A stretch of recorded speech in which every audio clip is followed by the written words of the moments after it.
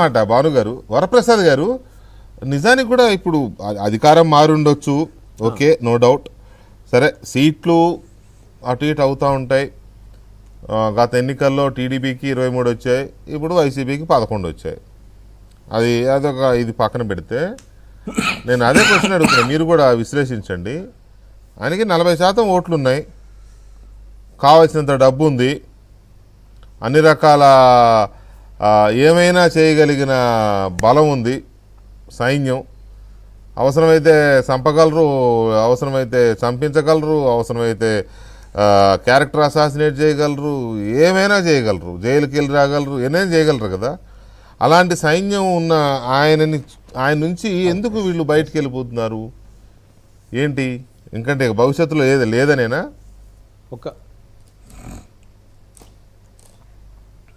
ఒక రిక్వెస్ట్ అండి, నేను హలో వినిపిస్తుందా? చెప్పండి. హలో వినిపిస్తుందండి? యా చెప్పండి. ఓకే, నాకేదో డిస్టర్బెన్స్ వస్తూ ఉంది, అందుకు వస్తాను.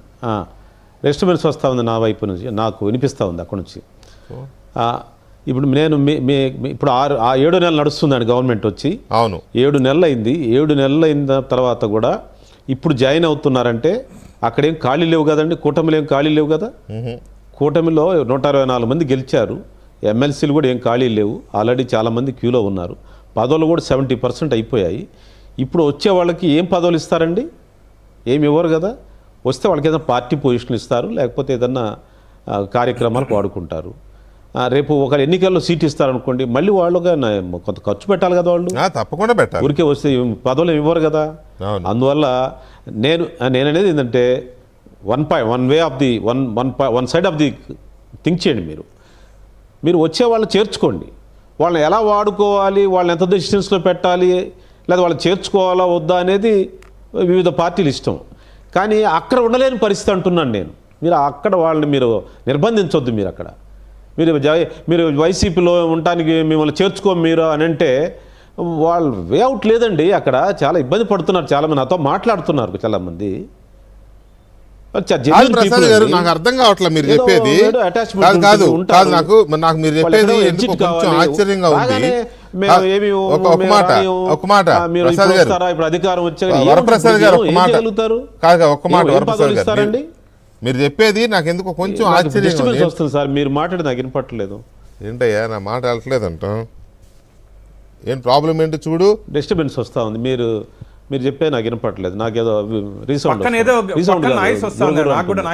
పక్కన నాయిస్ ఇక్కడే లేదే, ఎక్కడ బాగానే ఉంది. నాకు కూడా నా దగ్గర ఏం లేదు, నా దగ్గర సరే. ఇప్పుడు వరప్రసాద్ గారు వినపడుతుందా? ఇప్పుడు లేదండి, అదే వేరే సౌండ్స్ వస్తున్నాయండి. Hello, okay. వరప్రసాద్ గారు, నేనేమంటానంటే మీరు చెప్తున్నది కొంత ఆశ్చర్యంగా ఉంది.